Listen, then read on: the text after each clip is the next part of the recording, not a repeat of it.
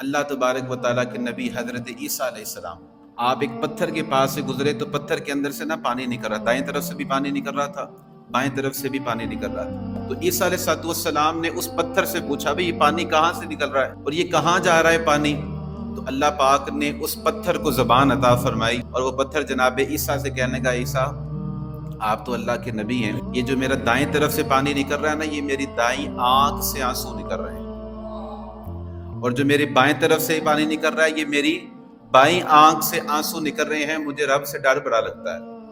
मुझे जब से रब ने पैदा किया है मैं तब से इसी तरह रो रहा हूँ, कहीं मेरा अल्लाह मुझे जहन्नम में ना फेंक दे। क्योंकि कुरान मजीद के अंदर अल्लाह ने फरमाया है कि ऐ ईमान वालों, उस आग से डरो जिसका ईंधन आदमी और पत्थर है। वो पत्थर कहने लगा, कहीं मैं जहन्नम का ईंधन ना बन जाऊं, तो मैं जब से पैदा हुआ हूं तब से लेकर आज के दिन तक मैं इसी खौफ से रो रहा हूं।